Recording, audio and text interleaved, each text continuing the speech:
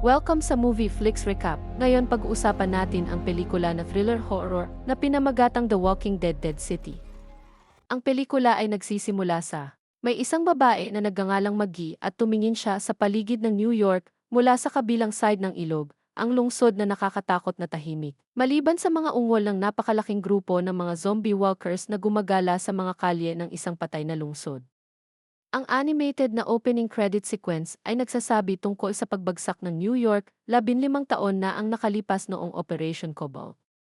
Pinasabog ng militar ng US ang mga tulay at tunnels ng lungsod para pigilan ang pagkalat ng isang zombie virus na kumakalat parang wildfire. Dahil naputol sa mainland, ang Manhattan ay naging isang isla ng mga patay. Ilang taon na ang lumipas mula nang huling magkita sina Maggie at Negan sa The Walking Dead, at ginugol niya ang nakaraang ilang buwan sa paghahanap kay Negan sa motel at cocktail bar ng Azista at Motors. Nakaupo siya sa isang tabing kalsada na lugar, ginagawa ang trabaho bilang cleaner, nililinis ang paligid ng isang madilim na establishmento. Nahulog ni Maggie ang kanyang libro na may mapa nang tumakbo siya para habulin ang takot na si Negan, nakasama ang batang si Ginny. Akala ko mas magaling ka sa galaw mo, sabi ni Maggie kay Negan, habang inilalagay ang kanyang mga paa sa liig nito matapos nitong harangin ang atake gamit ang crowbar. Masaya rin akong makita ka, nakangiting sabi ni Negan. Nawala ang ngiti sa kanyang mukha nang makita ang wanted poster. Kung may impormasyon ka tungkol sa taong ito, i-report sa anumang opisina ng Marshals ng New Babylon. Huwag lalapit kung wala kang armas. Ipinagmalaki ni Negan ang paglalagay ng wanted poster sa kanyang bulsa. Tinanong niya kung nasaan ang asawa ni Negan na si Annie at ang kanilang anak, pero tumanggi ito. Sinabi niya kay Ginny na hindi nagsasalita, na matagal na silang magkakilala ni Maggie, at ngayon naiintindihan niya na hindi siya dumating para patayin siya. Ikinuwento ni Maggie kung paano, ilang linggo ang nakalipas, sinalakay ng isang Croat ang kanyang bahay sa Bricks. Mas marami at mas malakas ang grupo ni Horvath kaysa sa mga tao ni Maggie, ninakaw ang kanilang mga butil at nagtakda ng buwanang pangingikil. Bilang collateral, kumuha sila ng hostage, ang anak ni na Maggie at Glenn na si Herschel. Sinundan niya sila sa Hudson, pero nakatawid sila ng ilog at nakarating sa Manhattan. Kailangan ni Maggie ang tulong ni Negan para iligtas ang kanyang anak mula sa Croat, na pinalayas mula sa asylum dahil sobrang marahas, kahit para sa rescuers. Maraming baliw sa team ko noon, sabi ni Negan, pero siya ang pinakakakaiba dahil sobrang baliw siya na anak ng. Bakit kita tutulungan? Dahil may utang ka sa akin, sabi ni Maggie. Ikaw ang huling taong gusto kong hingan ng tulong, pero mukhang wala ka ng maraming pagpipilian dahil kung nahanap kita dito, nahanap ka na rin ng Marshals. Sumakay sila sa kotse at bumiyahe papuntang Manhattan. Sa daan, nakakita sila ng mga nakabiting tao na kamakailan lang naging zombies. Matapos may takas sina Negan at Ginny mula sa New Babylon, ang kabisera ng New Babylonian Federation, hindi nalalayo si Marshal Pearly Armstrong sa kanila. Nakatanggap si Marshal Armstrong ng tip mula sa may-ari ng bar at itinapon niya ito sa mga walkers sa labas ng motel. Para sa parusang kamatayan, Code 14, Section 880, dahil sa pagtulong kay Negan na hinahanap para sa malamig na pagpatay sa isang marshal at 4 pang lalaki. Ayon kay Armstrong, napapatayin si Negan sa ilalim ng Code 14, Section 2 ng batas ng New Babylonian, walang awa tulad ng pagbibitay o pagpugot ng ulo para sa ginawa ng taong ito. Isasabit siya ng pabaliktad at hahatiin sa dalawa mula singit hanggang ulo ng napakabagal. Sa daan, sinabi ni Negan na mga 1 taon na ang nakalipas nagtatrabaho siya sa isang farm nang salakayin ito ng Marshals. Humiling si Ginny na sumama kay Negan, walang dalang iba kundi ang pinakamahalaga, isang stuffed dinosaur.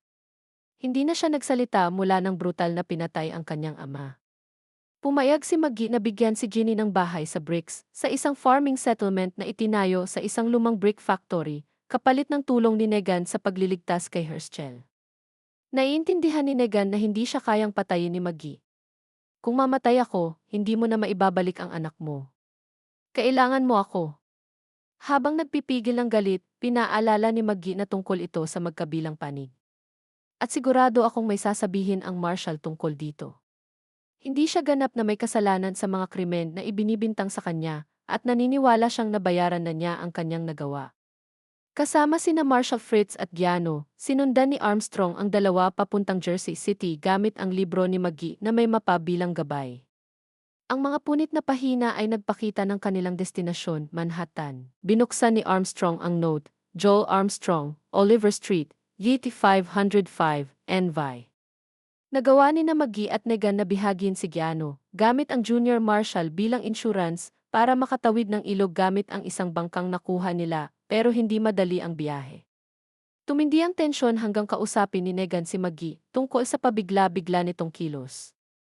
Naiintindihan ko na dahil kinuha si Herschel, nagulo ka, bumalik ang emosyon at alaala, kung ano-ano, pero yung mga mapaghiganting iniisip na akala ko iniwan mo na, halatang gising na ulit. Pero ang hindi ko maintindihan, matapos ang lahat ng taon na ito, iniisip mo pa rin na ako ang masamang tao.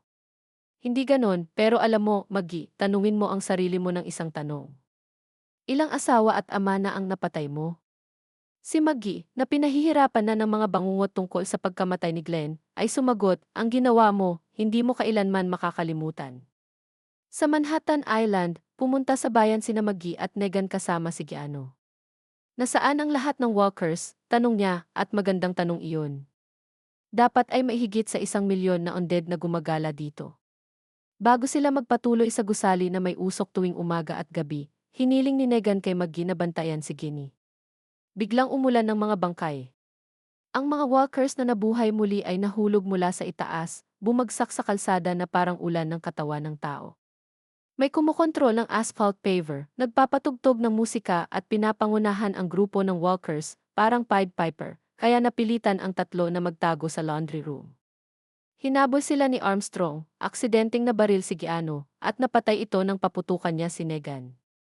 Sinabi ni Armstrong kay Maggie na siya ay isang taong sumusunod sa batas na gustong makabalik sa kanyang asawa at 3 anak na babae, kailangan lang niya si Negan. Nang pumasok ang mga walkers sa laundry room, muntik nang maging nakamamatay ang laban ni na Maggie at Armstrong. Kailangan ko siya para iligtas ang anak ko, paliwanag niya habang lumalaban sa Marshal, pero patuloy siyang sinasakal nito. Sa huli, nakatakas siya kasama si Negan. Sa ibang lugar, si Herschel ay nakatali sa isang upuan sa madilim na kwarto. Tingnan mo ang sarili mo, parang astig, parang nanay mo, o baka tatay mo, pangungot siya ng Crow. Sabihin mo, nakilala mo na ba ang lalaking pumatay sa tatay mo? Nanirahan siya kasama ng mga tao ng nanay mo sa loob ng maraming taon. Si Negan, ano ang alam mo tungkol sa kanya? Nagpatuloy ang torture habang nagsasalita siya at maihinahanap sa kanyang toolbox. Noong bata ako, nahumaling ako sa Manhattan. Ang daming tao sa maliit na isla nagtutulakan. Ang nakakatawa, sa pagkamatay, mas naging buhay ang lungsod dahil ang pakikibaka ay nagpapalakas sa espiritu mo, pinapakita ang lakas na matagal nang nasa loob mo. Sa tingin ko magugustuhan mo dito. Nilagay ni Horvath ang talim sa binti ni Herschel, tila balak siyang saktan, pero may isang tauhan ang pumigil sa kanya, sinabing may nakatakas sa bubong. Isang takot na lalaki, puno ng sugat at bakas ng torture, ay desperadong naghahanap ng paraan para makatakas.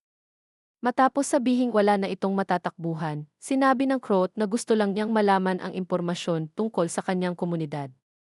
Sinubukan ng lalaki na tumawid gamit ang zipline papunta sa kabilang gusali, pero pinutol ito ng Crow, dahilan para mahulog at mamatay ang lalaki. Nagbiro pa ang sadistikong Crow na ang pagbagsak mula sa taas na 20 floors ay bagong record, pero mas maganda pa rin daw. Samantala, napadpad sina Maggie at Negan sa isang kakaibang babae sa isang lugar sa Manhattan.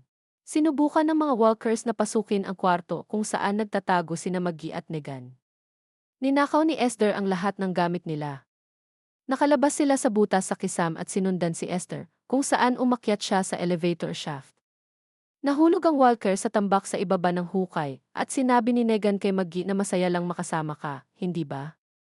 Umakyat sina Maggie at Negan sa hagdan kasunod ni Esther, na tumakas papunta sa ibang gusali gamit ang zipline. Sa ikinagulat nila, ibinalik ni Esther ang hook sa kanila at sinabihan sina Maggie at Negan na sundan siya. Lumipat sila sa zipline. Halos hindi nakaiwas si Maggie sa mga walkers na bumaha sa gusali. Biglang tumugtog ulit ang parehong musika na narinig nila kanina, at naipit si Maggie sa kabilang dulo ng zipline, nakabitin sa ibabaw ng puno ng walkers na mga kalsada ng Manhattan. Nalampasan ni Maggie ang natitirang daan, tinanggihan ang tulong ni Negan at pumasok sila sa gusaling narating nila. Dinala ni Nina si Ginny sa New Hilton na ngayon ay isang serye ng mga gusali na nasa isang malaking rural na lugar. Binigyang pansin ni Ginny ang isa sa mga residente na umakyat sa grain silo. Ipinakilala ni Amos Izawa si Ginny sa isang klase na puno ng mga bata. Sinabing galing si Ginny sa Oceanside at dito na siya mag-aaral. Tahimik lang ang reaksyon ng klase at sinabihan si Ginny na umupo habang ginagawa niya ang pagpapakain. Umakyat sina Maggie at Negan sa bintana at nakita si Esther sa isang malaking kwarto, inaayos ang kanilang mga gamit. Kahit tutol si Maggie sa ginagawa niya, pinayagan siya ni Negan na may iwan at inalok sila ni Esther ng pagkain kapalit. Tinanong ni Negan ang matandang babae na dalhin sila sa gusali kung saan nanggagaling ang usok, pero tumanggi siya sa Hebrew, na ayon kay Negan ay ibig sabihin ay hindi talaga. Sinabi ni Negan kay Maggie na pwede silang bumalik o tingnan kung ano ang mangyayari, pero kung babalik sila, ang naghihintay lang ay ang herd at ang mga bala ng marshal. Kahit ayaw, pumayag si Maggie at tinawag sila ni Esther na sumunod. Sa isang dry cleaner sa Manhattan, nagising si Pearlie at nakita ang kanyang rifle sa sahig at ang mga walkers na gumagala sa kwarto. Hahawakan na sana ni Pearlie ang kanyang armas, pero dumaan ang zombified na si Grits, kaya napilitan siyang magbago ng isip. Habang patuloy na gumagalaw ang mga walkers sa laundry room, tiningnan muli ni Pearlie ang sobre na may address ni Joel Armstrong sa Manhattan. Pinangunahan ni Esther sina Maggie at Negan pababa ng hagdan, kung saan tinutukan sila ni Amaya at Tomaso ng modified nail guns at sinubukan ni Esther na pakalmahin ang sitwasyon. Agad sumuko si Negan, kasunod si Maggie, kahit labag sa loob, habang nagtatalo sina Amaya at Tomaso tungkol sa matandang babae na patuloy na nagdadala ng mga taong dapat nilang tanggapin. Mukhang hindi sila kasama ng crowd, sabi ni Maggie, at sumagot si Negan ng may sarcasm. Pinuto ni Negan ang argumento, inamin na hindi sila magkakilala at baka hindi rin magkaibigan, pero duda siya na dinala sila ni Esther dito para patayin. Sinabi ni Tomaso na libo-libo sila at pagmamay-ari nila ang lungsod, pero tinanong ni Amaya kung ano ang gusto nilang mangyari at halatang hindi taga dito sina Maggie at Negan.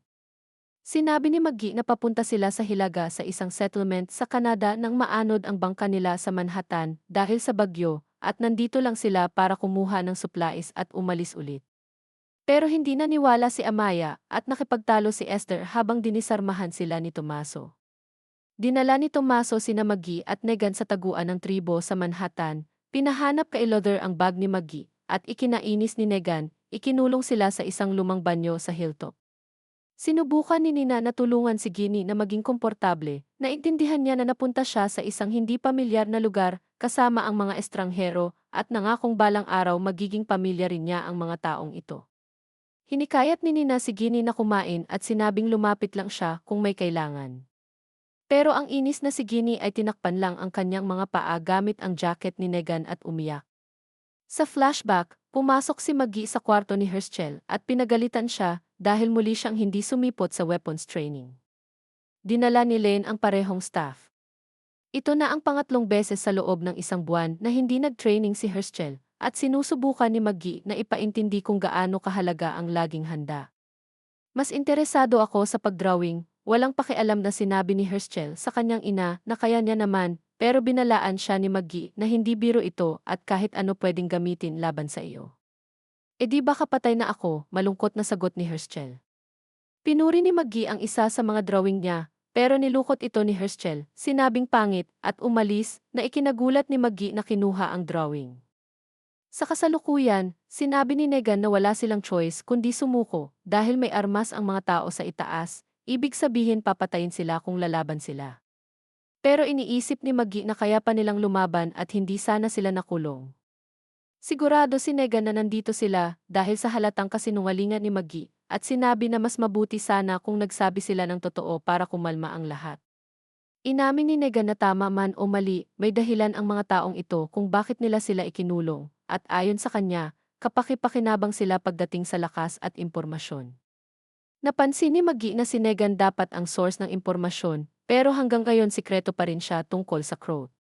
Sa wakas, emosyonal na ipinaliwanag ni Negan na noong naging magulo ang mundo, parang sabaw ng kung ano-ano, may Crow na dumating sa pintuan niya.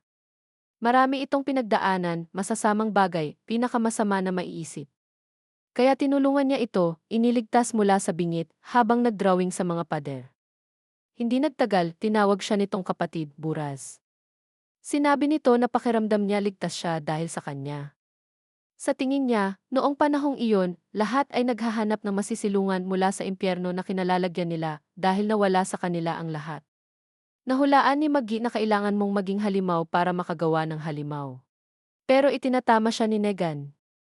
Alam mo, naging halimaw lang ako kapag kailangan kong magpakitang gilas para protektahan ang aking tao. Sa anumang kaso, kayang basahin ng Kroot ang mga tao, nilalaro sila, at sinisira kapag kinakailangan para harapin ang banta. Napakakapakipakinabang sa akin ang mga kasanayang iyon. Naiintindihan ni Magi na si Horvath ang nag-torture kay Negan, pero inamin ni Negan na lumabis siya. Isa ito sa mga unang engkwentro namin sa kaharian bago ang panahon mo. May isang lalaki na nagtago sa kotse ilang milya mula sa shelter. Para sa akin, parang walang kinalaman sa amin o sa ginagawa namin ang babaeng iyon, kaya nagbigay ako ng direktang utos, pakawalan siya. Iba ang nakitang pananaw ni Horvath. Akala niya baka makabulong ang babae at tama siya. Scout siya, iyon ang inamin niya bago pa man niya sabihin. Bata pa siya noon. Kaya pagkatapos noon, napagtanto ko na parang mabangis na aso siya na kailangan patayin. May isa lang akong pagkakataon. Isa. Pero pinalampas ko. Nabaril ko ang tenga niya. Ang natira, wala na. Hindi ko na siya nakita o narinig mula noon hanggang ngayon, syempre. Naiintindihan ni Magi na ibig sabihin nito, gusto ni Horvath patayin si Negan, na kinumpirma rin nito. Galit si Magi na hindi niya sinabi ito dati, pero sinasabi ni Negan na alam niya kung paano kumikilos si Horvath. Pumasok si Pearlie sa apartment ni Joel at pinuksan ang nakalock na pinto, tinakpan ang butas ng isang chest of drawers. Nang marinig niya ang paggangal ng mga walkers sa kusina, nakita niya ang maraming kalat na walang laman na lata ng pagkain, na nagpapakita na naubos ang pagkain noon ni Joel, at may mga gamit para sa droga sa stove sa alikabok na sala. Nakakita si Pearlie ng larawan nila ni Joel, na kapatid pala niya, at isang walang lamang case ng baril. Sa pagtingin sa larawan niya at ni Joel, kasama ang kanilang mga magulang, napansin ni Pearlie ang isang bangkay sa kwarto sa likod ng salamin. Nalaman ni Holly na namatay si Joel dahil sa self-inflicted gunshot sa ulo, marahil nagpakamatay matapos maubos ang supplies at iwanang magutom. Malungkot na tinakpan ni Holly ang katawan ng kapatid niya ng kumot at inilagay ang rosaryo ni Joel sa ibabaw nito. Kinuha ang loaded pistol ni Joel at handa nang umalis si Pearlie, pero napansin niyang sinusubukan ng walkers pasukin ang pinto. Umakyat siya sa bintana at pababa ng hagdan, pero nahuli sa net sa shelter. Narinig ni na Magi at Negan ang sigaw ng takot at hinawakan sila ni Temesa, sinisi sila. Ang mga tao ni Oma ay padalos-dalos nag-iempake dahil papalapit ang mga barazi at naniniwala si Tomaso na dinala sila ni na Magi at Negan sa shelter para patayin sila. Sinubukang pakalmahin ni Negan ang sitwasyon, sinabing hindi sila kasama ng barazi at nakikipagtalo kay Tomaso, pagkatapos ay pinasok niya ang matalim at malalim na buto sa lalamunan ni Tomaso. Tinatakot na patayin siya bago siya pakawalan. At inuulit na nandito sila ni na Magi para tulungan sila. Pagdating ng mga kotse sa bahay, ibinalik ni Maya ang gamit at armas ni na Magi at Negan. Sinabi ni Magi na maghintay kung mga tao ni Horvath iyon, pero alam ni Negan na delikado kung nauna ang barazi. Pumasok ang ilang barazi na armado ng homemade metal spear sa shelter, at sina Magi at Negan. Lumapit si Boris para hanapin sila, pero hinabol niya ang ibang survivor na tumakbo. Sa pag-akyat sa hagdan, nakita nila ang isa sa mga tao ni Oma na patay, tinusok siya ng sibat ni Bura sa dibdib. Nakikipaglaban ang mga tao ni Oma. Marami pang patay sa lupa kabilang ang iba pang mga tao nila at ang patay na si Bura. Ginamit ni Oma ang claw hammer na nagpapalabas ng grappling line para tanggalin ang bahagi ng dibdib ni Bura na malubhang nasugatan. Pinatay ni Luther ang liig ng isa pang Bura. Matapos mapigilan si Amaya, si Magi mismo ang pumatay sa nasugatang si Bura, na may malupit na hampas sa leg. Sa bubong, naghahanda ang mga natitirang miyembro ng grupo na tumakas, pero hinold ng isa sa barazi si Esther bilang bihag. Habang sinusubukan ni Negan kausapin ang lalaki, patuloy itong nagmumura, humahawak sa kanya, at biglang sinaksak si Esther sa dibdib, pinapatay siya sa lahat ng takot. Pagkatapos nito, huli nang napigilan ni Negan ang lalaki sa pamamagitan ng pagbangga ng ulo nito sa beam, hawak ang katawan ni Esther. Si Temesa, na hanggang noon ay galit at mainit ang ulo, ay biglang umiyak at sinaksak si Lester sa ulo para hindi na bumangon. Iniutos ni Negan sa iba na tumakas sa zipline habang inaasikaso niya ang nahuling bura. Pero sinundan ni Maggie si Negan pabalik sa loob. Pagdating ng bagong barazi, pinush ni Negan ang ulo ng bihag sa ilang bintana, sumigaw ng knock-knock, at inilagay ang kutsilyo sa lalamunan ng isang lalaki sa balkonahe sa ikalawang palapag ng shelter. Sa ilalim ng pangangalaga ni Maggie, tinutuyan ni Negan ang isa sa mga barazi at nagsalita ng pangungutya. Knock-knock. Kunin ang payong ninyo dahil darating ang ulan. Pinuputol ni Negan ang lalamunan ng bihag, tinatapon ang dugo sa mga tao sa ibaba, at brutal na pinira-piraso siya, mas marami pang dugo ang nasabog sa barazi. Hindi ko alam kung tiningnan ninyo ang forecast ngayon, pero kung makakita ako ng kahit isang buhok sa mukha ninyo, hindi lang ito ulan. Grabe, hindi ito bagyo, ito ay hurricane. Ipinagtaboy ni Negan ang katawan mula sa balkonahe, bumagsak sa mga barazi. Nagpalitan ng tingin sina Maggie at Negan bago tumakbo palabas ng shelter. Gabing iyon sa Hilton, hindi makatulog si Ginny at hindi pa rin niya kinain ang sandwich na ginawa ni Nina. Bumangon si Ginny, kinuha ang bag, na-distract ang gwardiya, ninakaw ang motorsiklo, at umalis, pagkatapos ay matagal niyang tiningnan ang grain bin. Muli, sa ibang gusali, tinanggal ni Negan ang salamin mula sa kamay niya habang nagluluksa sina Amaya at ang kanyang mga tao sa kanilang pagkalugi. Partikular, nagpapasalamat sina Temesa, Oma, at Tomaso kay Maggie at Negan sa tulong. Inamin ni Tomaso na nagsinungaling siya tungkol sa libo-libong tao. Naputol ang kanyang boses. Ang mga taong nawala sa amin ay lahat. Ito ang aming pamilya. Matagal na naming hinihintay ito, sabi ni Amaya. Babayaran sana nila, pero wala ng supplies para sa biyahe ni na Maggie at Negan patungong Canada. Ang natira, nakuha na ng iba. Sigurado si Tomaso na wala ng epekto at ang bangka nila ay nalunod na. Maaari kayong makarating sa isla, pero hindi makakalabas dahil inasikaso na ito ng barazi at ng kanilang psychopathic na leader. Pagtingin kay Negan, sa wakas inamin ni Maggie ang katotohanan, nandito sila sa Manhattan dahil hawak ni Horvath ang kanyang anak. Gusto mo bang harapin ang isang psychopath? Matutulungan ka namin, alam mo. Kung gusto mong mamatay, ito ay tungkol kay Maya. Patuloy na nakikipaglaban si Pearlie sa kanyang net habang 4 na walkers ang nakapaligid sa kanya. Nanatili ang Croat kasama ang 2 barazi at, gamit ang spike sa helmet, pinapatumba ang walkers sa pamamagitan ng hampas sa ulo. Lumapit ang Croat sa Marshal at sinabi, sabay tawa, huwag kang mag-alala, ligtas ka na ngayon. Nang umalis ang Croat, hinila ni Pearlie ang barazi. Sa flashback, armado si Ginny ng golf club habang naglalakad sa gubat, pero nagulat siya sa isang zombie na lalaki na naipit sa sirang sanga ng puno, na tila kamakailan lang namatay. Nang umatras si Ginny mula sa walker, sinaksak siya ni Negan sa ulo gamit ang kutsilyo at pinatumba sa lupa. Galit na galit si Megan at sinasabi kay Ginny na kailangan nilang mag-usap, dahil hindi niya matutukoy kung kailangan ng tulong ni Ginny kung hindi siya sisigaw.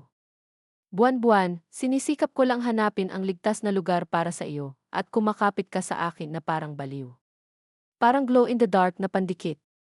Humaling ako ng kalahating segundo at sa oras na iyon, nagdesisyon ka na sumakay. Napansin ang itsura ng walker ni Ginny, naaalala ni Negan na sinubukan niyang patayin ang mga ito kagabi, at hinuhulaang hindi lamang sila ang kanyang nainis. Kinuha ang bag ng lalaki, tinanong ni Negan si Ginny kung ano ang ginagawa niya rito, at ipinakita ni Ginny na nawala ang kanyang dinosaur. Pumayag si Megan na sundan ang kanilang mga yapak at hanapin ito. Sa kasalukuyan, dumating si Ginny sa pampang ng Hudson River, kung saan nakita niya ang 2 bangkay, isa ay walang ulo, napapalibutan ng mga ninakaw na kagamitan, na nagpapahiwatig na pinatay sila para sa supplies. Nagsimulang magpaddle si Ginny pababa ng ilog patungong Manhattan gamit ang malaking dilaw na cooler na kasama sa kagamitan.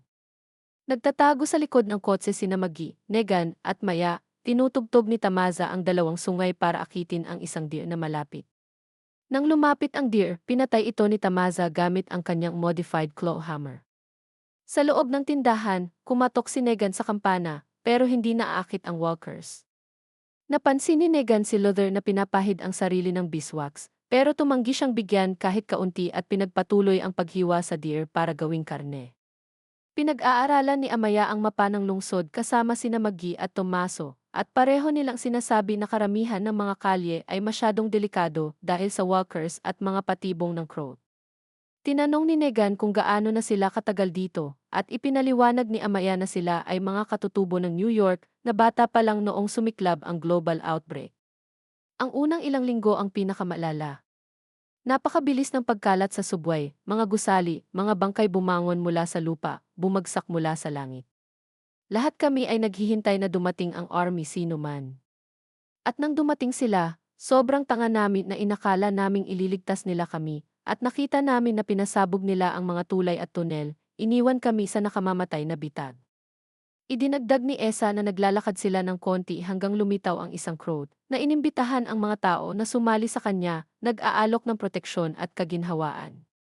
Gusto ng crowd tiyakin ang kanilang kaligtasan sa kanyang paranoid na bersyon ng isipatayin o mamatay.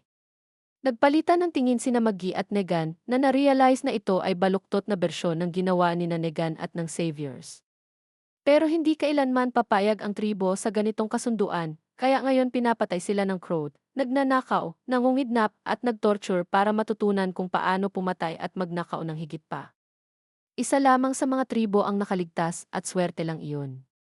Nag-alala si Maggie at nagpunta para suriin ang alley. Pinapayo ni Negan kay Amaya na humihingi ng paumanhin na mas matatag si Maggie kaysa sa itsura niya at mukhang matatag siya na parang. Nagpahinga si Maggie para mag-isip at lumabas. Sa ibang lugar, nakarating si Ginny sa Manhattan at pumunta sa sirang lungsod. Mula sa bintana na nakaharap sa Madison Square Garden, na napapalibutan ng malaking herd, sinabi ni Tamaza kay Maggie at Negan, pero kung gusto ninyong makapasok sa crowd, kailangan ninyong dumaan dito. Nagdadala siya ng laman mula sa buong lungsod. Dumaan ang kotse na may tugtugin at hinihila ang mas marami pang walkers papunta sa arena, ang parehong arena na hinarap ni Maggie, Negan, at Jaina sa kanilang unang gabi sa Manhattan. Sabi ni Luther, walang exit sa loob ng arena, at tinanggihan ni Amaya ang ideya ni Maggie ng sewer dahil pinuno ng army ang lahat ng walkers na napatay nila doon hanggang sa mamatay sila at maging walkers, at pagkatapos ay selyado ng mahigpit ang sewer. Naalala ni Negan na nakalabas ang isa sa mga tribo mula sa Alcatraz, kaya may paraan palang makabalik. Lumilitaw na si Tamaza ang nakalabas, at inalok ni Amaya na ipakita siya kay Maggie at Negan, pero tumanggi si Luther sa ideya dahil tinanggihan na ito dati. Naalala ni Amaya ang kanilang mga kamakailang pagkawala, pero sinuportahan ni Tomaso si Luther dahil mas kaunti na sila kaysa noong unang boto, at hindi sigurado si Tamaza kung makakabalik siya doon muli. 12 hanggang 15 taon na ang nakalipas, may lalaking mula sa South na biglang lumitaw, halos kapareho sa lalaking ito. Lahat ay dumagsa sa kanya dahil alam niya kung ano ang kailangan at gusto nila, proteksyon, shelter. Kaya nagtayo siya ng magandang fortress, bumuo ng army ng mga psychopath, at pinilit ang mga tao sumali. At kung hindi sumali, pinaparusahan niya sila. Pagkaraan ng panahon, napagod ang mga tao sa kanya, at nagkaisang panahon na ibalik ang kapangyarihan. Nakikinig ng mabuti si Amaya at Tamaza, pati si Maggie, na nakikilala sa kwentong ito si Negan mismo, ang savior sa kanilang pagkatalo mula sa Alexandria, Hilton, Kingdom at Oceanside. Tinanong ni Tamaza kung ano ang nangyari at sumagot si Maggie at Negan na nagtagumpay ang pag-aalsa. Pagkaraan ng ilang sandali, pumayag si Tamaza na makipag-usap sa iba, ikinatuwa ni Oma at ikinasama ni Luther. Habang nanonood ang grupo, 3 kotse, kasama ang isang ambulance na may dugo, ang pumapasok sa arena. Inilabas ang bilanggo na si Armstrong mula sa ambulance. Binati ng crowd si Pulley na dinala sa lugar kung saan ilang barazi ang naglulod ng katawan sa tangke na puno ng likido, nakatanikala sa railing sa opisina ni Horvath. Pinanood ni Pulley ang ilang tauhan ni Horvath na nag-ensayo malapit sa malaking ring sa gitna ng arena. Sa bagong base ng tribo sa isang abandonadong restaurant, gumuhit si Tamaza ng mapa at ipinaliwanag na paminsan-minsan ay bumubukas ang pinto ng arena, at nag-aalok ang crowd ng pagkain o gamot kapalit ng kwento tungkol sa tribo, lalo na kung ilan na lang ang natira at saan sila nagtatago. Alam ni Tamaza na pag nagsalita siya, mamamatay siya, kaya habang bukas ang pinto, parang wala ng pagkain at gamot. Napansin ni Negan ang mga peklat sa likod ni Tamaza. Noong bata pa siya, sinabi ng kanyang lolo na nagtatrabaho siya sa isang team na nag-rebuild ng Penn Station, at kahit pinaniniwalaan ng tao na wala na ang lumang istasyon, alam ng lolo ni Tamaza kung saan nila iniwan ang frame na nakatago sa likod ng mga pader. Isang gabi, habang nililinis ng mga barazi ang selda ni Tama mula sa tumagas na dugo, pumasok ang isang walker. Tumakbo si Tamaza ng mabilis, natagpuan ang frame, at sumunod sa New York subway system papunta sa exit. Gayunpaman, bagamat malapit ang mga selda, alam ni Negan na pagkatapos makatakas ni Tama, ililipat ni Horvath ang kanyang mga bilanggo, ganun din ang ginawa niya noon. Inaamin ni Maggie na kilala ni Negan si Horvath, matagal na silang magkakilala, at alam ni Negan kung paano mag-isip si Horvath. Noong magkaibigan pa sila, binaril siya ni Negan at pinutol ang tainga ng Croat. Pwede natin siyang akitin, palabasin sa arena, tapos pipilitin natin siyang sabihin kung nasaan ang anak ko at papatayin siya, sabi ni Maggie, at pumayag si Maya na sundan ang barazi para hindi mahabol ng Croat si Maggie. Ngunit nagtanong si Luther kung paano akitin ni Negan ang Croat matapos niyang putulin ang tainga nito. Pinaalala ni Negan na malamang gusto ni Horvath ng paghihiganti at iginiit ni Maggie na gagana ito.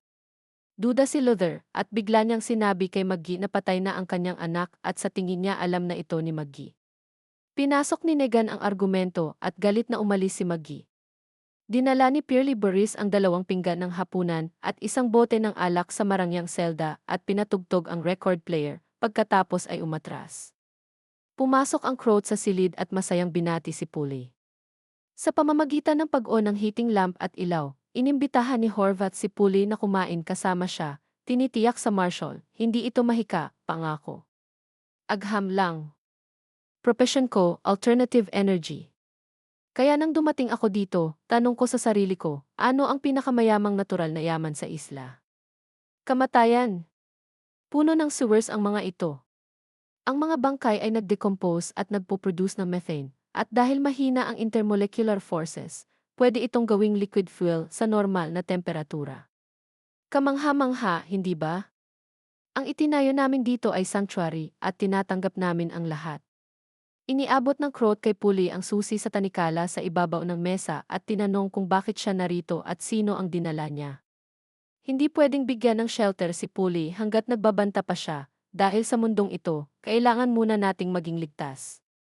Biglang napansin ng Croat na bulok ang karne sa plato at may uod at umatras siya mula sa mesa. Nag-aalala ang Croat dahil maraming bakterya ang matatagpuan sa bulok na karne at kung walang lunas tulad ng dati, pwede itong maging deadly. Tinatanong niya kung bakit ibinigay ni Boris ang bulok na karne at bigla niyang pinilit itong lunukin ang susi sa tanikala. Marahas na binangga ng Croat si Boris gamit ang ulo at lig sa railing, binasag ang lig nito, pinatay at itinapon sa sahig ng arena bago umalis. Sa tribal base, sinusuri ni Maggie ang isang kahon na may lumang larawan ng kanyang pamilya, Otis at Patricia, larawan niya at ni Baby Herschel, isang lumang relo at guhit ni Glenn. Lumapit si Negan at iniabot ang isang Yankee hat na nahanap niya para kay Herschel. Naaalala niya na may ganoon ding suot si Herschel noon. Napansin ang lungkot ni Maggie, pinapayo ni Negan na mali si Luther, gagana ang plano niya, at inalok na makipag-usap o makinig kung kailangan ni Maggie ng kausap. Pag dumating ang Croat sa aming gate, sinabi ko kay Herschel na pumasok sa root cellar, at kinuha niya ang pala at brick na para bang makakatulong iyon. Hindi marami ang tunay na mahalaga sa mundo, pero sapat ang natira, at ang lahat ng iyon ay nasa kahon na ito, amin ni Maggie, habang mailuha sa mata. Emosyonal namang sinabi ni Negan kay Maggie, ilang taon na ang nakalipas, nakatira kami ni Joshua at Annie sa isang maliit na kubo malapit sa New Babylon. Isang araw, nagdesisyon si Annie na pumunta sa lungsod para makipag-trade. Nang hindi siya nakauwi pagsapit ng dapit hapon, na-realize ko na may mali. Hinanap ko siya at natagpuan ko. Naalipin, nabugbog at nagmakaawa sa akin na huwag gumawa ng kahangalan. Pero grabe, kilala mo ako. Natagpuan ko silang lahat ng 5, in isang murang bar. Sa totoo lang, sa simula, hindi ko rin siguro nais patayin sila. Pagkatapos noon, tumakas kami at napakahirap para kay Annie, kaya inilagay ko sila sa tren papuntang Missouri at sinabi kong susundan ko sila. Ako'y nanatili. Iniisip ko sila araw-araw. Sana Diyos, maayos silang lahat, kahit na baka wala akong karapatang umasa niyon. Hindi ko alam, Maggie. Ano pa ba ang mayroon tayo maliban sa pag-asa? Nagbiro si Maggie na marunong naman sigurong manahimik si Negan at tinanggap niya ang regalo nitong sombrero para kay Herschel. Habang si Ginny ay tumatakbo sa mga kalye ng Manhattan, puno ng walkers na malapit na maabot ng dalawa sa mga ito. Nahulog ang dinosaur toy ni Ginny at may naipit na walker na abot sa kanya. Sa isang flashback, pinagsabihan ni Negan si Ginny na hindi nila pwedeng hanapin ng tuloy-tuloy ang laruan, ginagawa na nila ito buong araw.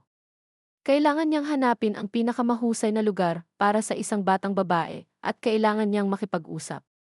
Gusto ni Negan na sagutin siya ni Ginny kapag tinawag siya at ipaalam kung siya inasa panganib.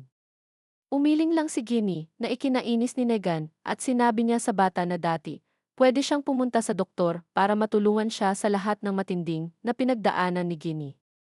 Ngayon, wala na iyon, kaya kailangan niyang laktawan ang lahat ng dapat gawin at mag-move on sa kung paano mabuhay. Nang makita niyang umiiyak si Ginny, naisip ni Negan na sobra siya sa galit.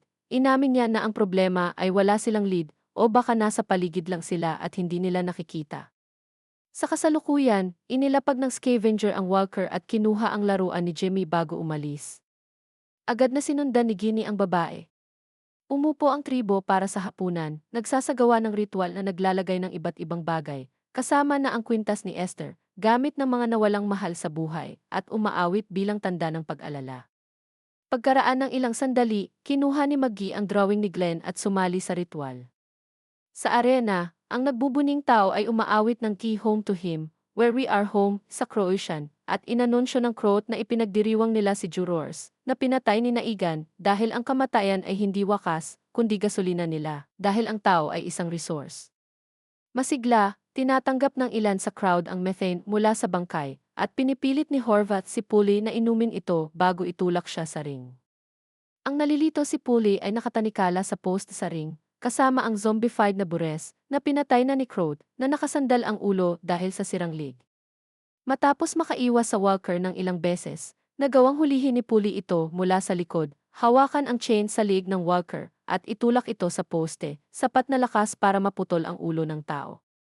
Nabigo ang crowd at nagtatapo ng bote sa ring. Kinuha ni Pulley ang sirang bote at ginamit ito upang hiwain ang tiyan ng walker at kunin ang susi sa tanikala, pinakawalan ang sarili. Dalawang walkers pa ang itinutulak sa ring, kasama si Pulley na naghahanap ng exit. Hindi niya ito makita, kaya tinanggal ng pulis ang kanang sapatos niya, at nang mag-atubili sa kaliwa, binangga ang mga walkers sa mukha gamit ang sapatos. Sa restaurant, hinarap ni Tamaza si Maggie at umamin na natatakot siya. Hindi niya maintindihan kung paano nakakontrol ni Maggie ang sarili, lalo na may bata at si Maya. Sinabi niya na hindi ligtas sa lungsod kasama ang bata. Pinagtibay ni Maggie na tama si Amaya, hindi ligtas, pero kailangan nilang gawin itong ligtas, at gagawin niya ang lahat ng kailangan. Dinala ni Amaya ang isang scavenger, at masayang tinanggap ito ni Tamaza. Nang ilabas ng babae ang kanyang mga nahanap, nagulat si Maggie nang makita ang dinosaur toy ni Ginny. Sinabi niya sa babae na kilala niya ang batang babae na mahilig sa ganoong laruan, at ibinigay ng babae ito kay Maggie. Sa kulungan ng pulis, binati ni Horvath si Pulley sa pinakamahusay na palabas na nakita ng lugar nitong mga nakaraang taon at inalok ang marshal ng tuwalya para maglinis. Bagamat sabi ng Croat na hindi niya gusto ang karahasan, kailangan itong gawin. Nang naging hindi matatag ang mundo, ako at ang pamilya ko ay nagkubli sa post office. Nagugutom kami at naghanap ako ng pagkain. Pagbalik ko, agad kong naamoy ito, ang pamilya ko, asawa kong si Mia, mga anak na babae na si Nanika at Hana, at anak na lalaki na si Philip, naging pagkain para sa ibang nagugutom na pamilya. Sobrang galit ko para mag-isip ng pagpapakamatay. Nang maisip ko pa iyon, nahanap ko na ang taong naging bagong pamilya ko at tinuruan akong protektahan ang mahalaga, kaya nagtatanong ako kung ano ba talaga ang pinoprotektahan mo sa boot na ito. Isa sa nanonood ay inilagay ang talim sa liig ni Pulley, habang ang isa ay tinanggal ang sapatos niya. Sa loob, natagpuan ni Horvath ang sobre na may address ni Joel at binasa ang liham ni Joel sa emosyonal na kapatid, kung saan hinihiling niya ang tulong ni Pulley. Pagkatapos mabago ang mga numero ng telepono, mapapaluha si Puli at nakikiusap sa Croat na itigil, inaamin na siya lang ito dahil patay na ang dalawa sa mga kasama ni Pearlie. Sinabi ng pulis na pumunta sila sa Manhattan upang dalhin pabalik ang hinahanap na lalaki na si Negan.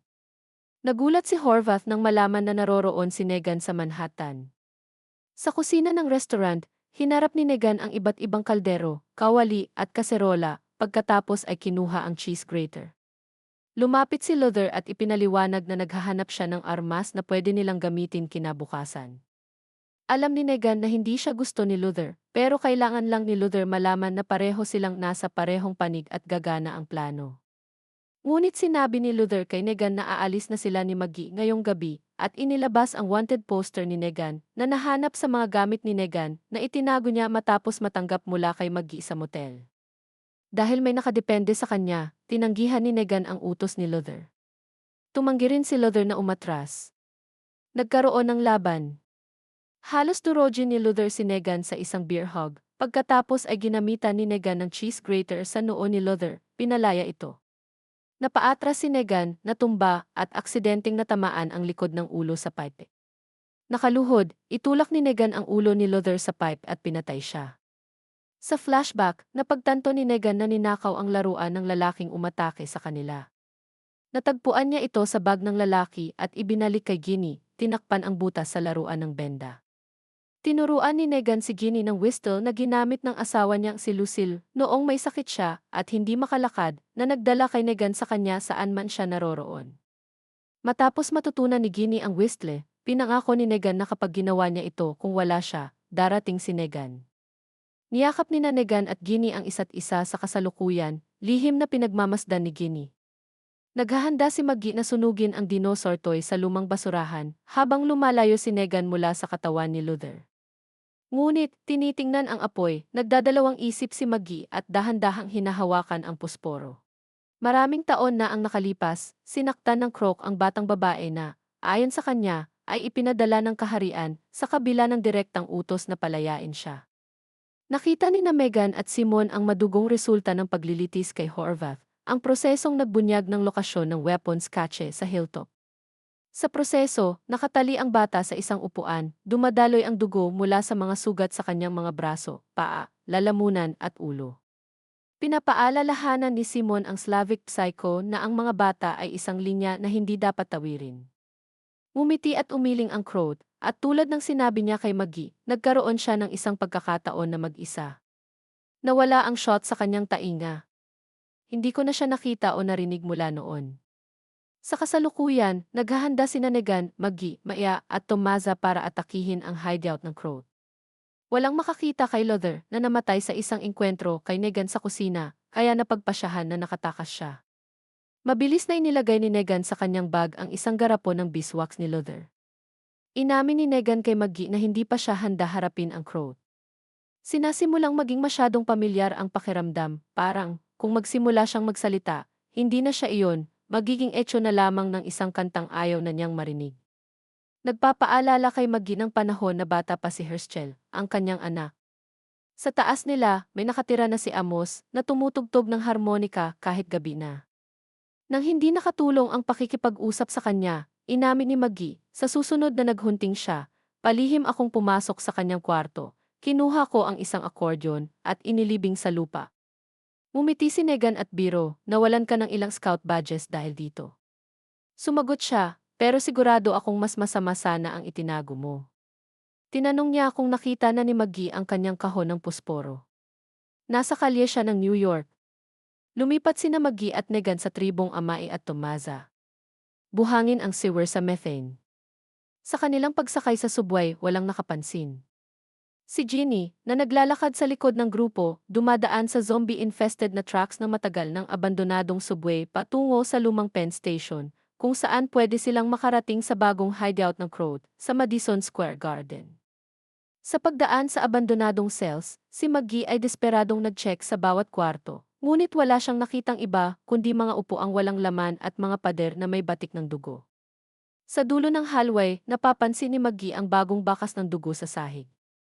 Ang bilanggo ay isang batang lalaki, may itim na buhok, nakayuko. Sinuri ni Negan ang zombie boy. Hindi siya iyon. Huminga ng malalim si Maggie. Hindi si Herschel, pero ito ay anak ng iba. Pinigil siya ni Negan gamit ang kutsilyo sa utak. Nagde-develop sila ng plano. Ninakaw ni Maggie ang kotse at huliin ni Negan ang Croat sa garahe habang sila ay niluloko ng Croats sa kalahati ng lungsod. Haharapin ni Maya at ng kanyang grupo si Barasi. Makukuha mo ang iyong bata. Papatayin namin ang psychopath. Lahat ay magkakaroon ng gantimpala. Pumasok sina Maggie at Negan sa ilalim ng arena, kinuha ang pusporo ni Negan. Tinanong niya kung natukoy na niya kung paano ilalabas ang Croat. Kampante si Negan nagagana ang plano. Mababalik namin ang iyong anak. Malapit na niyang sabihin ang tungkol sa dinosaur ni Ginny nang bigla niya itong makita. Nasa bag ni Negan ang garapon ng beeswax ni Luther. Sinubukan niyang ipaliwanag pero itinulak siya ni Maggie. Huwag kang magpanggap na hindi mo nagawa ang dapat ipaliwanag, sabi ni Negan. Ngunit wala silang oras upang pag-usapan kung ano ang ginawa ni Negan kay Luther. Sa loob ng arena, inilabas ni Negan ang Croat gamit ang whistle ng Saviors. Habang nangyayari ito, palihim na sumakay si Maggie sa taxi at sinubukang patakbuhin ito at mabilis na nawala.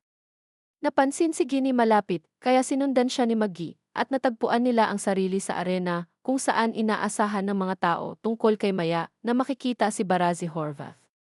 Nang lumapit si Negan sa garahe, whistle ang Croat bilang tugon.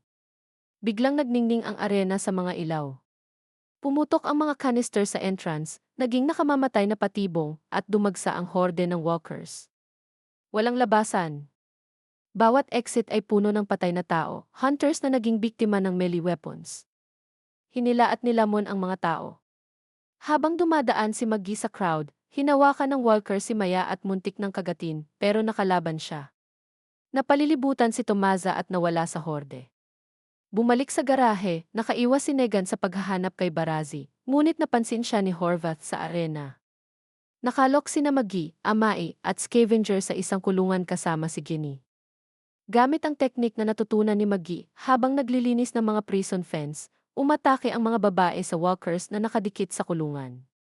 Hindi niya matiis. Ang apat ay tinanggal ang soft panels ng arena cage at bumagsak sa loob. Kumilos sila bilang isa, sa Spartan formation, dumadaan sa horde, at tinitiktik ang utak ng mga walkers.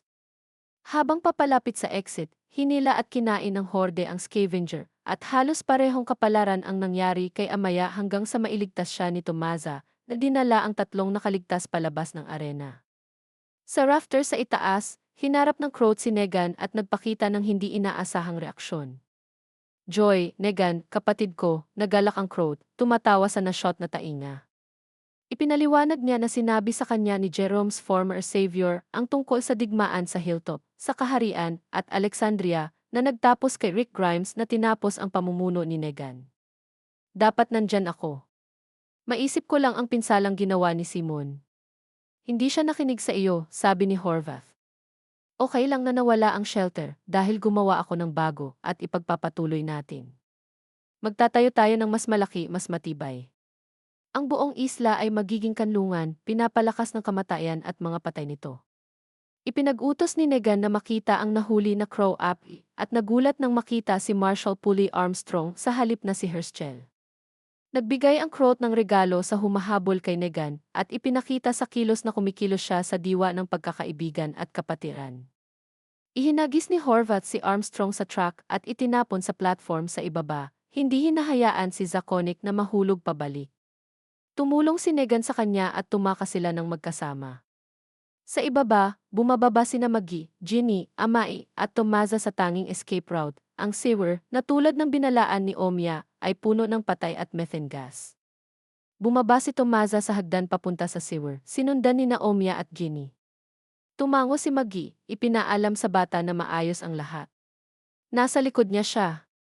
Isinara ni Maggie ang pinto sa abot ng makakaya at bumaba sa madilim na hagdan. Sa ibang lugar, nagsasettle sina Aiden at si Lame Armstrong sa isang shoe repair shop. Akala ni Negan ay magkasama sila, pero itinutok ni Armstrong ang baril sa fugitibo. Binanggit niya ang mga code na nilabag ni Negan sa batas ng Bagong Babylon. Code 14, Section 2, Ang premeditated murder ay itinuturing na first-degree murder at kaparusahan ay kamatayan para sa pagpatay sa magistrate at 4 pang tao. Papatawan si Negan ng kamatayan ng walang paglilitis, ngunit hindi bago ang maaaring huling salita niya. Si Maggie, Ginny, at ang mga katutubo ng New York, kasama sina Maya at Tamaza, ay tumakas tulad ng mga daga sa tunel sa ilalim ng bagong silungan, kung saan pinupuno ng Croat ang kanyang methane bank gamit ang mga sariwang bangkay. Pinapakain ng Croat ang beast, gamit ang mga patay upang paganahin ang arena, at sinisisi ni Maya ang kanyang sarili sa pagdala ng tribo sa Barazi Trap.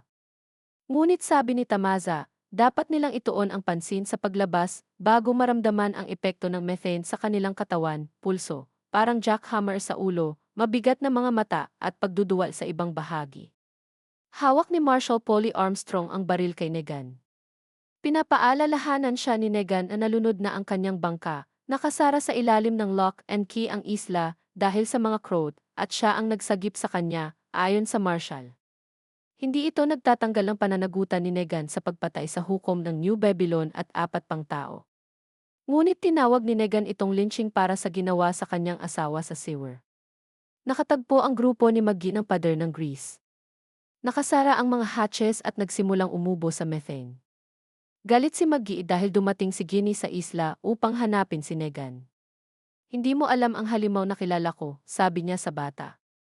Pero kung mananatili ka dito ng matagal, malalaman mo rin. Napapaniwala ni Armstrong si Negan na makarating sa Chelsea Pier. May floating docks ang marina, gawa sa modular plastic pontoons, mula sa matibay na polyurethane foam, kaya makakaalis sila sa isla. Nagtatago sa lumang refrigerator na ginawang lihim na entrance, natuklasan ni Negan at Armstrong ang mga bahagi ng katawan ng isang manika, hiniwang manika, katawan na may maraming braso at paa, at ulo na hiwa na may mga bahagi.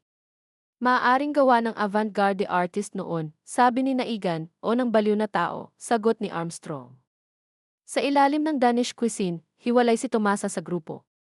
Aksidenteng natagpuan niya ang oxygen gas masks, inisip na iniwan ng Barazi, ngunit may hinala si Maggie.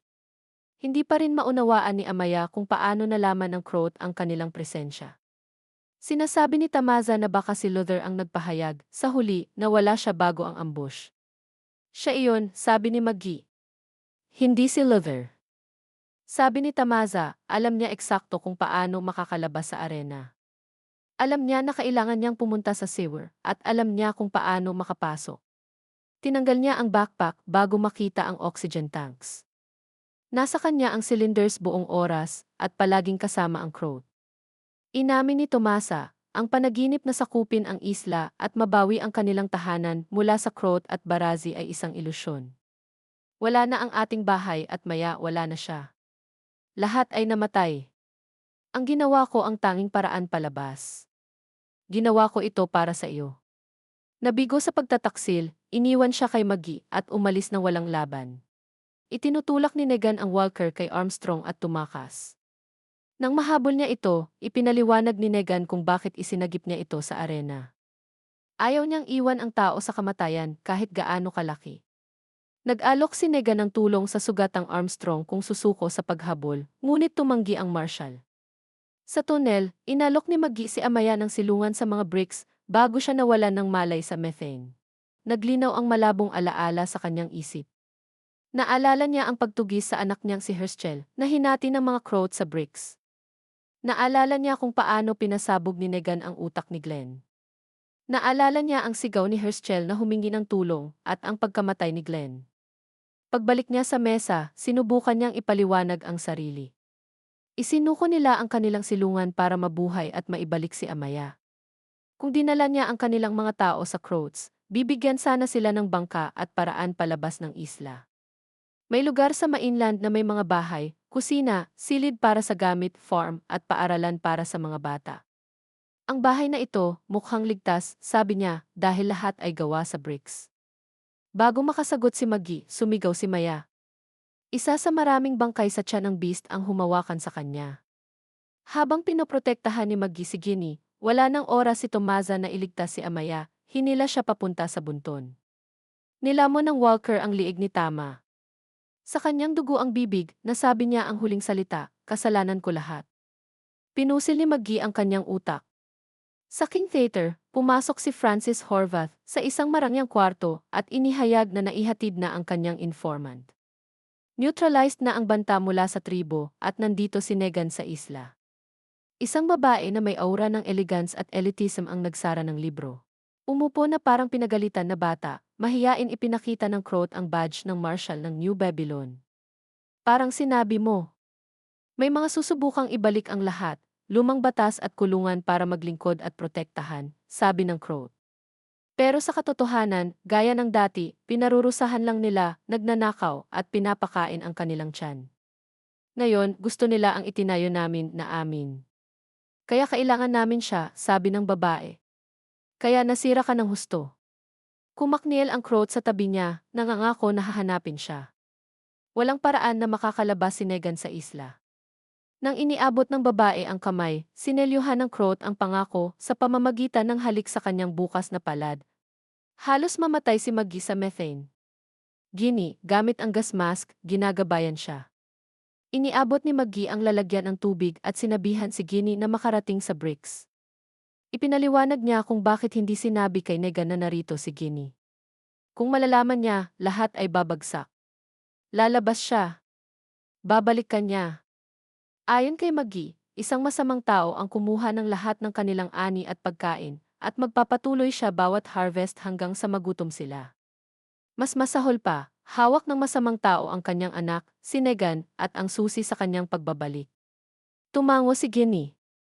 Sa unang tingin, nagtatago sina Negan at Armstrong sa school bus.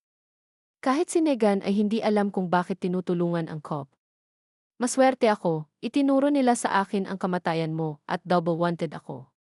Ang susunod na tao sa likod ko ay mas masahol pa sa iyo, garantisado, sabi ni Armstrong kay Negan tungkol sa kanyang kapatid na si Joel, mabuting tao, ngunit apektado ng droga, na minsang nagstone at pumasok sa bahay nila at inatake ang kanilang ina. Hindi na niya kinausap muli ang kanyang kapatid. 3 taon pagkatapos, bumagsak ang lungsod. Iniwan siyang mamatay mag-isa sa pinakamasamang lugar sa planeta. Tanong ni Armstrong sa pagitan ng ngipin, karapat-dapat ba siya? Talaga bang itim at puti ang lahat? Sa ilalim ng lungsod, nabara ang exit ni Maggie at Ginny ng isa pang bunton ng mga bangkay na pinapakain sa mga hayop. Naipit ang paa ni Maggie sa lumulutong crowd ng mga patay sa kanyang paligid. Init at methane ang nag-transform sa mga nabubulok na katawan sa isang masa ng mga braso at paa. Ang 6 na braso na Walker ay gumapang papunta kay Maggie. Nakakaabot siya sa paa nito at natuklasan ang kalahating katawan na nakakabit sa kanyang gilid. Isang malaking Frankenstein monster ng nabubulok na laman na may mga ngipin at gutom. Sinubukan ni Maggie na makatakas mula sa ilalim ng bumagsak na halimaw. 2 ulo ang kumagat sa kanya nang lumabas ang 3 ulo mula sa dibdib, parang sa pelikulang Alien. Lumabas ang isa pang ulo. Pinipilit ni Maggie na huwag matalo ng methane, lumalaban sa pamamagitan ng pag-atake sa mga ulo. Lahat ng 3, ang 6 na braso na Walker ay bumagsak. Lumitaw ang ika-4 na ulo at pinusil din niya. Sumunod siya kay Ginny sa hagdan. Nakasulat sa dugo para kay Maggie, Liar. Habang gumagapang si Ginny sa sewer tunnels, nalaman natin ang totoong nangyari sa bricks. Bago makalabas, umakyat si Ginny sa grain bin at natagpuan itong puno ng ani. Habang mahina na gumagapang si Maggie kay Ginny, naalala niya ang gabi ng kuhanin ng Croats si Herschel. Habang hinahati siya ng buratsis mula kay Maggie, iniabot ni Horvath ang piraso ng papel, hindi lang basta papel.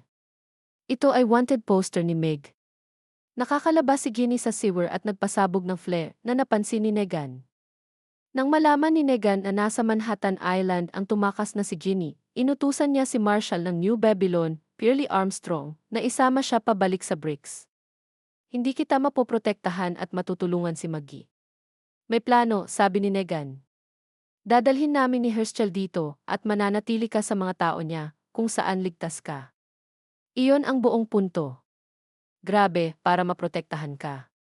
Hindi pwedeng sumama si Megan at hindi pwedeng manatili si Jenny sa kanya. Hindi ako kung sino ang iniisip mo, sabi niya sa kanya. Sa wakas, nagsalita siya sa unang pagkakataon mula nang mamatay ang kanyang ama ilang buwan na ang nakalipas. Gusto kong pero bago pa siya makapagsabi ng iba pang salita, ginawa ni Negan ang tanging magagawa niya para paalisin siya. Pinatay ko ang ama mo, sabi niya. Hindi ako hinahanap dahil sa pagnanakaw sa wagon train. 5 ang napatay ko at 1 ang ama mo. Kaya hinanap kita sa farm, kaya hinayaan kitang sumama sa akin, dahil alam kong wala kang kasama, at ikaw isa ka lang utang na kailangan kong bayaran.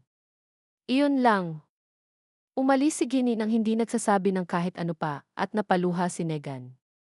Kalaunan, ininspeksyon ni na Maggie at Negan ang arena, kung saan itinatag ni Krat ang kanyang bagong shelter. Kumpiyansa si Negan na makikipagnegosasyon siya sa dating tagapagligtas na sumasamba sa kanya. Ang magkaibang duo ay lumabas sa kalsada patungo sa isang gusali na may itim na usok na patuloy na lumalabas tuwing umaga at gabi mula nang dumating sila ni Maggie sa isla.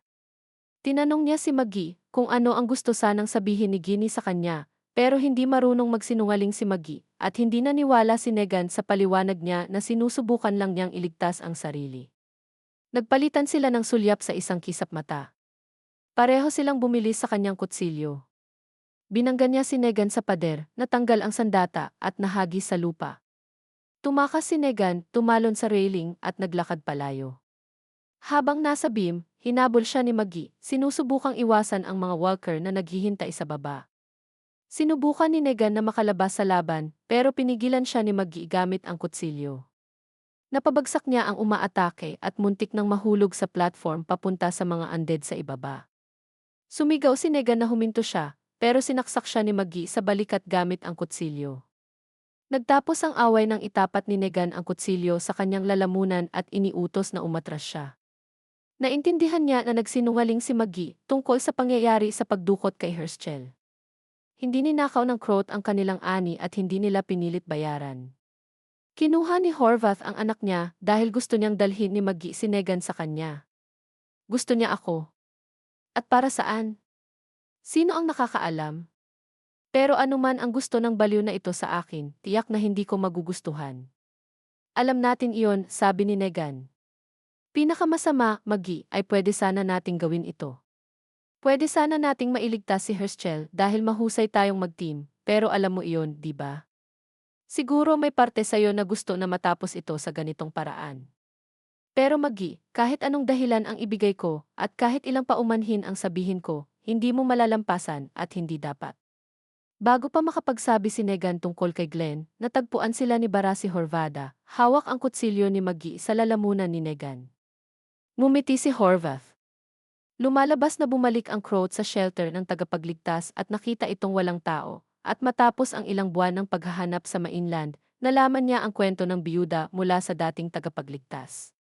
Matapos malaman ang kasaysayan ni Maggie kay Negan at ang kanyang kahinaan na maaaring gamitin, naisip ni Horvath na ang pagdukot sa anak ni Maggie ang kailangan niya para hanapin si Negan at dalhin siya sa New York. Sa gusali ng bangko, pinangunahan ni Maggie si Negan papasok na parang lalaking papunta sa patayan, hawak ang kutsilyo sa lalamunan niya. Dinala sila ng mga baratsis sa vault. Bantayan mo lang si Ginny, okay, tanong ni Negan sa nagsisisi. Iyon lang ang hiningi ko. Bumukas ang pinto at lumabas si Herschel. Buhay pa siya. May galit at puot sa kanyang mga mata. Hawak ni Negan ang kamay ni Maggie, na hawak pa rin ang kutsilyo at ibinaba ito. Tinanggap niya ang kanyang kapalaran at inilagay ang sarili sa kamay ng tadhana. Nangyari ang palitan sa sandaling lumapit si Herschel kay Maggie at si Negan naman sa Croat. Ang saya makita ka kay Herschel na agad napunta sa mga bisig ng kanyang ina. Sa New Babylon, sinabi ni Armstrong sa kanyang direktor na nasundan niya si Negang tumakas patungong New York. Sinubukang tumakas at binaril siya ni Armstrong. Patay si Megan. Sayang. Gusto niyang mabuhay si Negan para ipatapon at bitayin, ipakita sa publiko at gumawa ng pahayag. Paalala niya kay Armstrong na sinundan nila ang pamilya nito, Marjorie E. at DC, habang wala siya, pinoprotektahan ang kanilang pampulitikang katawan. Paalala niya na gawa sa mais ang ethanol na sumasakop sa libu-libong ektarya ng lupa. Kaya gusto kong ikwento mo ulit, Marshall, at sa pagkakataong ito, gusto kong ikwento mo ang lahat tungkol sa methane sa New York. Tinitingnan ni na Maggie at Herschel ang Liberty Island.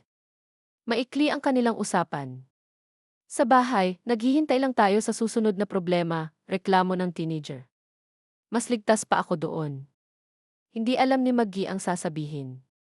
Nahanap niya ang baseball cap na ibinigay ni Negan kay Maggie para ibigay kay Herschel at isinulat niya na souvenir ito ng pagdukot. Sa wakas, naibsan ni Herschel ang sitwasyon. Parang obsessed ka kay Megan. Sa ano? Dinala nga niya siya pabalik, sabi ni Herschel sa mom. Tumutol si Maggie na dumating siya sa New York para sa kanya, hindi para kay Negan. Nandito ako, pero hindi mo ako nakikita, sagot niya. Parang binabantayan mo ako buong buhay mo, pero hindi mo ako nakikita. Umuulan at si Maggie nasa lungsod. Dinala ng Croat si Negan sa ambulansya at naalala kung paano niya hinarap ang River People bilang aktor sa entablado na may kumpiyansa tulad ng rockstar. Pero ano ang rockstar kung walang mikropono? Kaya dumating si Lucille, sabi ni Horvath tungkol sa barbed wire-covered vampire bat ni Negan. Tapos inialok mo siya sa akin. Kakapasok ko lang sa shelter. Wala akong halaga. Wasak ako. Pero may nakita ka sa akin, hindi kung ano ako, kundi kung ano ang pwede kong maging. Nag-aalala siya sa magandang samahan nila sa shelter. Sinabi ng Croat sa idolo niya na hindi niya dapat sinuway ang utos ni Jen at pinahirapan ang babae hanggang sa mamatay. Naging banta ako na kailangang solusyonan, naiintindihan niya. Pangako, hindi na maulit ito. Sa bricks, tinitingnan ni Maggie si Ginny sa pamamagitan ng pagpasok sa kwarto para ibalik ang stuffed dinosaur at lumabas nang hindi nagsasabi ng kahit ano. Sa kwarto ni Herschel, humihingi siya ng tawad sa kanyang anak. Matagal na, karamihan ng buhay ko, pakiramdam ko palaging kinukuha ng mundo ang lahat. Akala ko, kung lalaban ako ng buong lakas, makakamit ko lahat, kahit kaunti lang, sabi niya. Pero hindi iyon nangyayari, kasi sa huli, mawawala rin ang mayroon ka, at ayokong mangyari iyon. Hindi ko alam paano, pero tatapusin ko ang kwento kay Negan para makapagpalaya ako. Sa New York, dinala ni Horvath si Negan sa isang babae. Ang laban ko sa tribo, ang pagpatay sa daga, ay pagsasanay para sa darating na digmaan, sabi ng babae. Kapag kontrolado namin ang isla, hindi maiiwasan ang banggaan ng sibilisasyon. At nang ikwento ko sa kanya ang lahat ng mabubuting ginawa mo, sabi niya na ikaw ang nawawalang piraso. Ang babae, natuwa na may rockstar sa harap niya, ay winala siya. Narinig ko ang talumpati mo sa bangko. Pambubuli, biro, dagdag na piraso ng kalupitan, sabi niya tungkol sa nakamamatay na knock-knock joke, pagkabigla at paghanga. Bravo! Ibinigay ng babae kay Negan at Armstrong ang Marshall Badge. Ipinaliwanag niya na ang New Babylonian Federation ay kukunin ang kanilang likas na yaman, methane, na ginagawa ng Croat Shelter mula sa mga bangkay. Kailangan ng isla ng pamumuno ngayon higit kailanman, sabi niya. Kailangan ng tiwala, walang takot, karisma, at espesyal na talento sa politika. Pagkatapos ng lahat, ano ang politika kung hindi eksekusyon? Nasira ang tribo, pero nanatili ang mga settlement hanggang Harlem. Ibinigay ng babae kay Negan ang susi ng kaharian sa literal na kahulugan. Kung mapagbubuklod natin sila sa iisang pamumuno, hindi kami matatalo at magiging sa iyo muli. Pero una, kailangan tiyakin na si Negan ang dati niyang sarili. Bumukas si Megan ng kahon sa harap niya. Nasa loob ang daliri. Sa bricks, walang sapin sa paa si Herschel at may maliit na daliri sa paa. Maraming kwento ang aking dating bisita. Ikinalat niya ang kwento ng lalaki na pumatay sa Yogi Father, hindi lang sa harap ng ina, kundi pati sa dinadala nitong anak sa sinapupunan, sabi ng babae. At naramdaman ko ang isang bagay sa kwento na hindi niya naramdaman, na ang pumatay sa ama niya ay maaaring makaramdam ng pagsisisi, pananagutan sa batang nasira ang pamilya. Ipinaganda ni Maggie ang higaan ni Herschel at nakita ang kanyang mga guhit. New York, vault ng bangko, isang babae na hindi kilala ni Maggie. Babae yon, syempre. Sinabi lang niya sa akin nung naramdaman niyang ligtas siya sa akin, paliwanag niya kay Negan. At narito ka, nagpunta dito para iligtas siya. Alam mo, pinakawalan ko siya kapalit mo, pero may naiwan akong piraso, at palagi akong makakabalik para sa bago. Tahimik na umiinom si Negan. Hayaan natin ito ng matagal, sabi niya. Maraming kailangang pag-usapan. Maraming kailangang planuhin, sa pagtatapos, naghati ang screen. Naging isa ang mukha ni na Maggie at Negan.